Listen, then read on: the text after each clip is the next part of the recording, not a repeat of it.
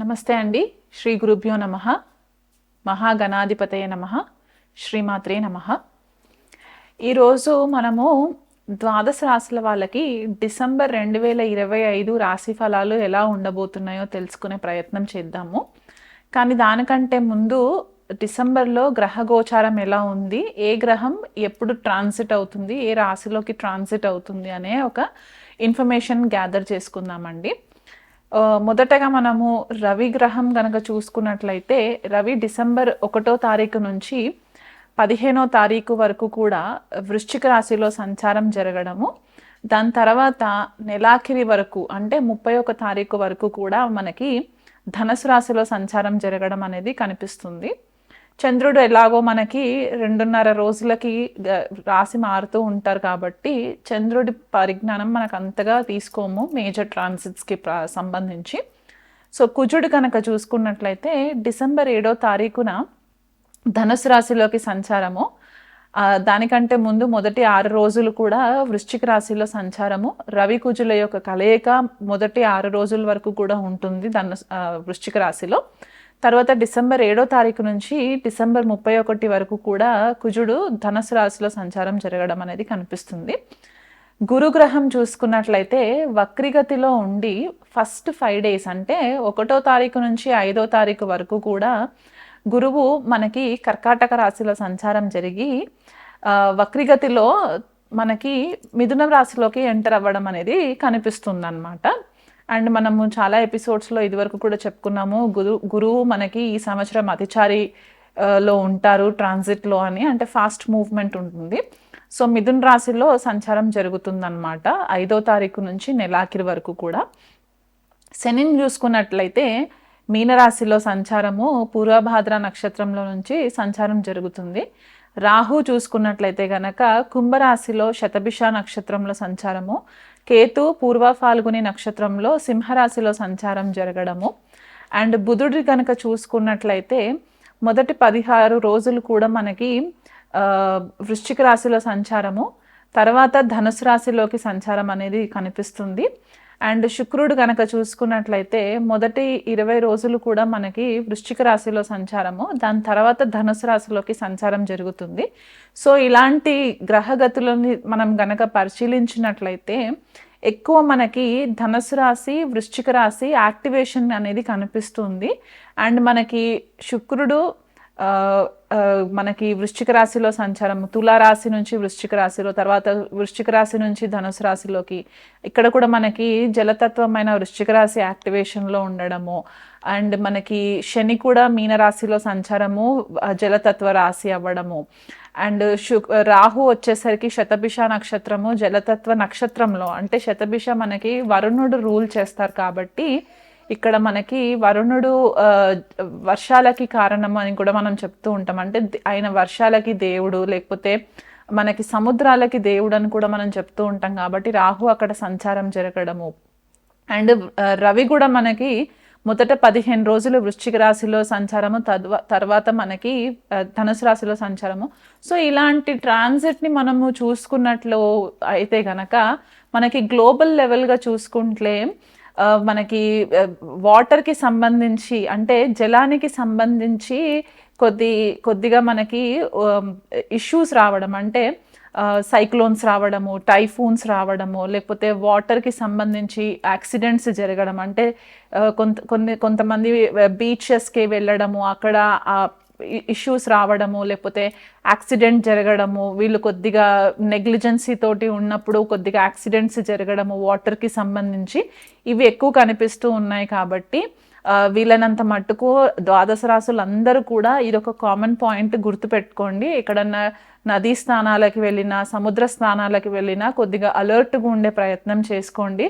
మనకి ఈ ట్రాన్సిట్స్ వల్ల చలి తీవ్రత కూడా ఎక్కువ జరిగే ఛాన్సెస్ కనిపిస్తుంది. మనకి తెలుగు రాష్ట్రాలలో చలి కూడా ఎక్కువ ఉంటుంది. కోల్డ్ ఫ్రంట్ అనేది అయితే చెప్తూ ఉంటామో ఈ మొదట 15-16 రోజులు కూడా కోల్డ్ ఫ్రంట్ అనేది ఎక్కువ ఉండి ఉష్ణం చాలా చలి ఎక్కువ అయ్యే ఛాన్సెస్ కనిపిస్తూ ఉన్నాయి.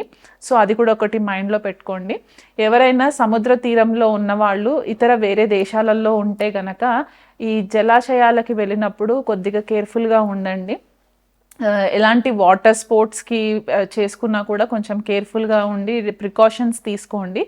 అండ్ ఇమోషన్స్ పైన డెసిషన్స్ తీసుకోకండి. ద్వాదశ రాశుల వాళ్ళకి అందరికీ కూడా ఇది ఒక కామన్ పాయింట్ అన్నమాట. ఎటువంటి డెసిషన్స్ లైఫ్కి సంబంధించి మేజర్ ఈవెంట్స్కి సంబంధించి డెసిషన్స్ మీరు ఏవైతే తీసుకుంటారో అవి ఇమోషన్స్ మీద తీసుకున్నట్లయితే కనుక మీకు చాలా మట్టుకు నష్టపోయే ఛాన్సెస్ కనిపిస్తున్నాయి. కాబట్టి కొద్దిగా లాజికల్గా ప్రాక్టికల్గా ఆలోచించి మీరు డెసిషన్స్ తీసుకునే ప్రయత్నం చేసుకోండి. అండ్ ఇండివిజువల్గా ఏ రాశి వాళ్ళకి ఎలాంటి రిజల్ట్స్ ఉండబోతున్నాయి అనేది నేను మీకు వివరిస్తాను. ధనుసు రాశి వాళ్ళకి లేదా ధనుర్లగ్నం వాళ్ళకి డిసెంబర్ నెల ఎలా ఉండబోతుందో చూద్దామండి. ధనుసు రాశి వాళ్ళకి ఏంటంటే మనకి రవి, కుజుడు, బుధుడు, తర్వాత శుక్రుడు ఇలాంటి గ్రహాలు ఏంటంటే వ్యయస్థానం నుంచి మళ్ళీ లగ్నంలోకి సంచారము ఈ నెలంతా కూడా ఫ్లక్చువేట్ అవుతూ ఉంటుంది అనమాట. అంటే వ్యయస్థానము, లగ్నస్థానము ఎక్కువ యాక్టివేషన్లో ఉండే ఛాన్సెస్ కనిపిస్తున్నాయి. అండ్ తృతీయ స్థానంలో రాహు సంచారము, చతుర్థంలో శని సంచారము. ఇది వరకు 5 రోజులు అంటే బిగినింగ్ ఆఫ్ ద మంత్ అంటే మొదటి 5 రోజులు కూడా లగ్నాధిపతి అయిన గురువు అష్టమ స్థానంలో సంచారం జరగడము వక్రిగతిలో, తర్వాత మళ్ళీ 5వ తారీఖు నుంచి మిథున రాశి సప్తమ స్థానంలోకి సంచారం జరగడము, మళ్ళీ భాగ్యస్థానంలో కేతు సంచారం జరగడము. ఇలాంటి గ్రహస్థితిని మనం గనక పరిశీలించినట్లయితే గనక ధనుసు రాశి వాళ్ళకి నెలంతా కూడా కొద్దిపాటిగా ఒడిదుడుకులు కనిపించే పరిస్థితి కనిపిస్తుంది. వ్యయస్థానం ఎక్కువ యాక్టివేషన్లో ఉండడం వల్ల అండ్ గురువు కొద్దిగా ఫేవరబుల్ పొజిషన్లో లేకపోవడం వల్ల వీళ్ళకి హెల్త్ అంటే ఆరోగ్యం విషయంలో కొద్దిపాటిగా చికాకులు, ఆరోగ్యం డిస్టర్బ్ అవ్వడము, దానివల్ల వీళ్ళు కొద్దిగా హాస్పిటల్స్కి ఎక్కువ ఖర్చు పెట్టడము, తీవ్రమైన అనారోగ్య పరిస్థితి రావడము ఇలాంటివి కనిపిస్తున్నాయి.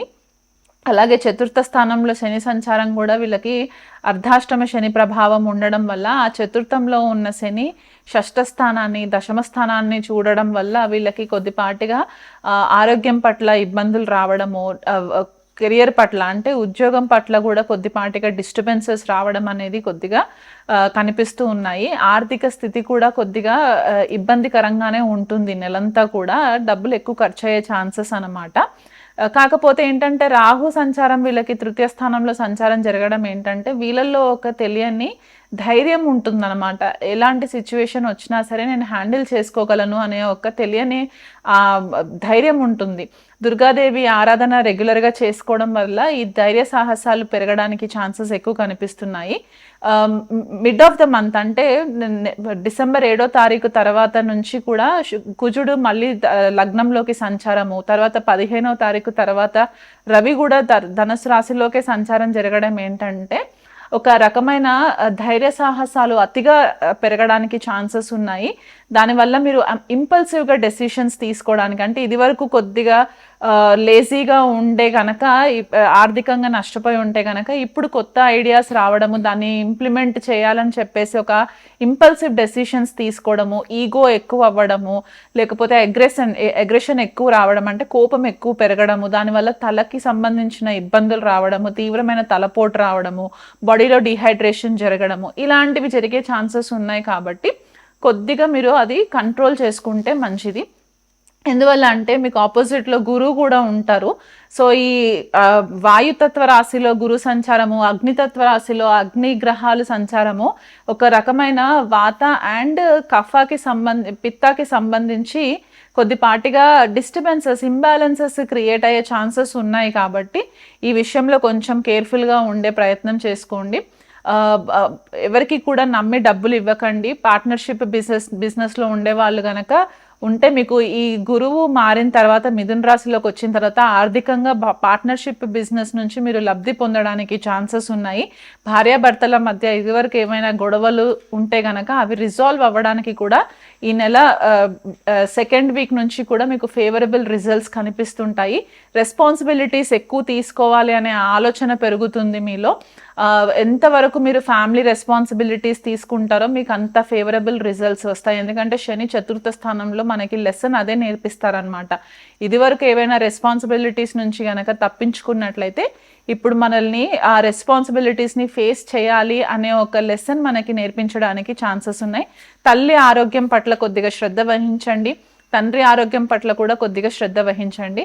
సో ఓవరాల్గా చూసుకుంటే కనుక మిక్స్డ్ రిజల్ట్స్ ఉన్నాయి, అంటే మిశ్రమ ఫలితాలు ఉన్నాయి. కాబట్టి శనికి తైలాభిషేకం చేయించుకోండి ప్రతి శనివారం రోజు. శనికి సంబంధించిన బీజమంత్రం ఉంటుంది, ఆ బీజమంత్రం కూడా మీరు 19 సార్లు జపం చేయించుకోండి. ఇంకా తీవ్రంగా మీ జన్మజాతకంలో దశ అంతర్దశలు కూడా ఫేవరబుల్గా లేకపోతే కనుక దగ్గరలో ఎవరైనా పూజారి ఉంటే కనుక వారితో శనికి జపం చేయించుకోండి. గురువుకి సంబంధించి శనగలు దానం ఇవ్వండి. దుర్గాదేవి ఆరాధన మీరు ఎంతగా చేసుకుంటే మీకు అంత మంచి రిజల్ట్స్ వస్తాయి.